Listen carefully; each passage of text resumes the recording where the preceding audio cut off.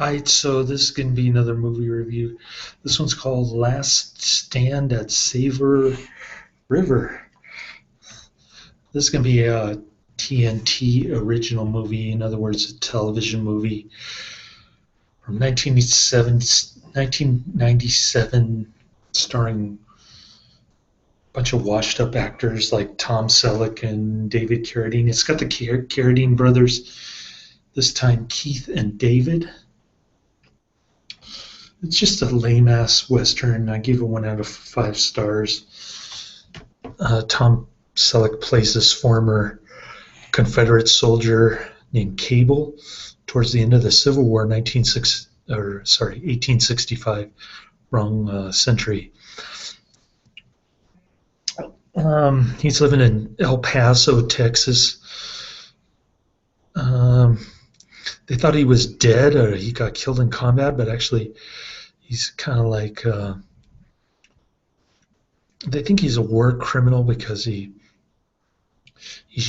killed a bunch of unarmed he killed a bunch of like 300 unarmed Confederate people, I guess mostly black, or I guess you call them African Americans now, to be politically correct. So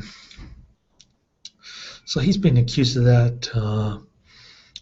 There's a little plot twist toward that story, but it was just boring as hell. The dialogue put me to sleep. I had to keep rewinding to catch the dialogue, and even when I rewound, it didn't really make that much sense, which is the same as the last David Carradine movie that I just saw, but it was much better. Anyway, my son and I are at San Mateo Library. He's watching David Carradine cartoon movie,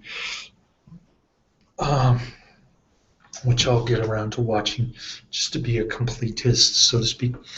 So I watched this one to be a completist, and it was pretty cool. I enjoyed it. Daddy, this thing is too scary. Oh, it's too scary? See? What? Just a cartoon. It's rated G.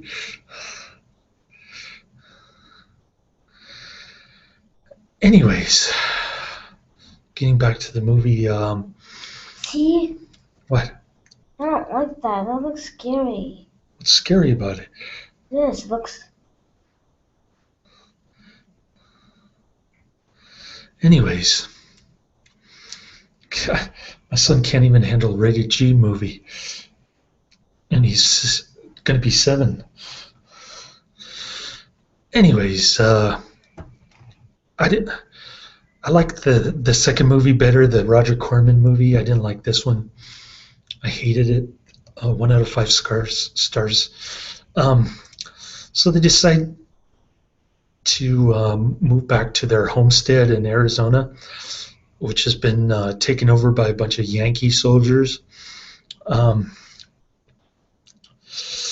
The alleged crime that he committed during war was nothing compared to what General Sherman did to Atlanta, by the way. But nobody ever mentions that aspect of the Civil War history, burning and raping Atlanta. So he's back. He just got shot in the butt. They thought he was dead. See, it's scary.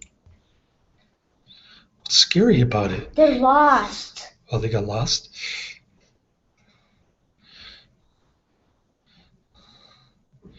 Anyways, so he comes back to the surprise of his wife. He learns that his youngest daughter died from influenza, and so he's like pouting at her grave the whole time. This has the feel of a TV movie, by the way, which is why I hated it so much. So they go in their wagon, and they go to Arizona, their homestead, only to find that it's been occupied by a bunch of drunken Yankees. The wife shoots a couple of them. and Keith and David Carradine start to get in a fight with them, like I don't know, North versus South type squabble, because David Carradine is the Yankee soldier kind of guy.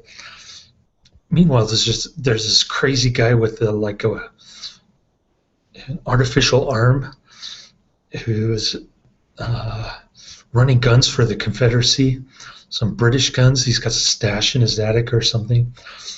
Um, so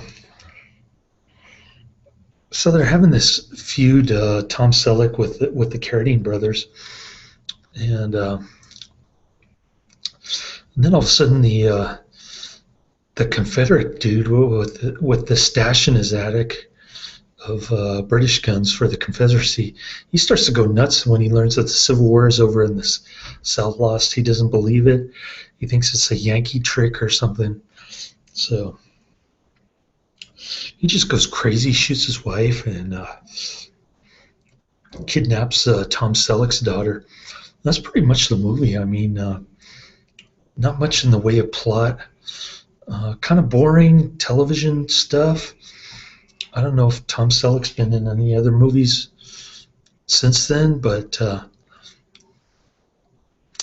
it's pretty awful, man. I mean, yeah, I sat through it. I watched it just because I had my son today and he was watching YouTube videos. Now he's watching David Carradine DVD, rated G cartoon movie. But I enjoyed Dangerous Curves much better as far as David Carradine movies go.